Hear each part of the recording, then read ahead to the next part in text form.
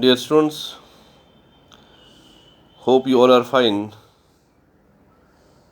Today's our offline class is about mechanism of muscle contraction.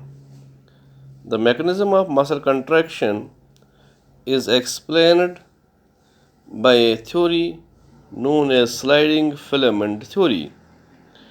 This theory was proposed by two group of workers, one Andrew Huxley and Ralph Nader Gerke, Hugh Huxley and Gene Hansen in the year 1954. According to this theory, the contraction of muscle fiber occurs when thin filament, that is, actin filament, slides over thick filament, that is, myosin filament. The contraction of the muscle is initiated by the signal sent by central nervous system CNS via a motor neuron. The nerve impulse given by the central nervous system CNS travels through the motor neuron. When the impulse reaches the axon terminal or neuromuscular junction, vesicles containing neurotransmitters fuses with the axon membrane. After fusion with the axon membrane, they release the neurotransmitter acetylcholine, which travels through synaptic cleft and generate action potential in the sarcolemma. The impulse or action potential generated then separate from sarcolemma to the T tubules. The impulse then stimulates the sarcoplasmic reticulum to release calcium ion into the sarcoplasm. An increase in calcium dipositive concentration in the sarcoplasm starts filament sliding, while a decrease turns off the sliding process. When a muscle fiber is released, not contracting, the concentration of calcium dipositive ions in its sarcoplasm is low.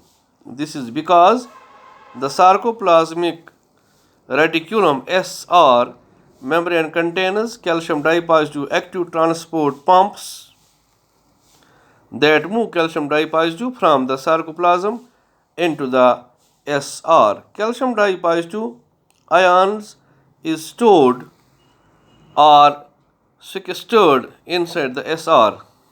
As the muscle action potential travels along the sarcolemma and into the transverse tubule system, however, calcium dipositive release channels open in the SR around the thick and thin filaments. The calcium dipositive released from the sarcoplasmic reticulum combined with troponin, causing it to change shape.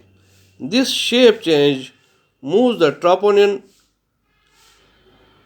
tropomyosin complex away from the myosin binding sites on actin. The figure shows the role of calcium dipositive in muscle contraction by exposing myosin binding site of actin protein. You can see tropomyosin, TPT, TPC, TPL, F-actin, myosin binding site of action protein in presence of calcium dipositive avail, and this is how all this process occurs.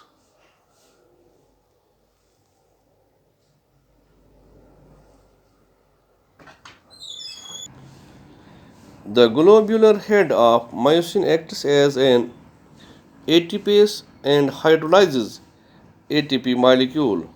The energy derived from the hydrolysis of ATP is used by myosin to bind the exposed active site on actin filament to form a cross bridge.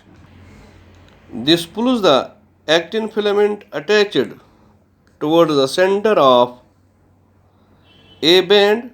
The Z line attached to these actins are also pulled inwards, thereby causing a shortening of the sarcomere, that is contraction. The thin myofilaments the thin myofilaments move past the thick myofilament, due to which the edge zone narrows. This reduces the length of I band but retain the length of A band. The myosin then releases ADP plus PI and goes back to its relaxed state. Again, the ATP binds to the myosin and connection or cross bridge between myosin and actin is broken. The ATP is again hydrolyzed and the cycle of formation and breakage of cross bridges is repeated, causing sliding. The process continues till the calcium ion is pumped back into the sarcoplasmic reticulum. This causes the return of Z lines back to their original position, that is, relaxation occurs. Now, this is a flow chart of muscle contraction, nerve impulse, then sarcoplasmic reticulum, then release of calcium ion, then cross bridge formation, then actin myosin complex, then muscle contraction. This was all about today's offline class. Thanks.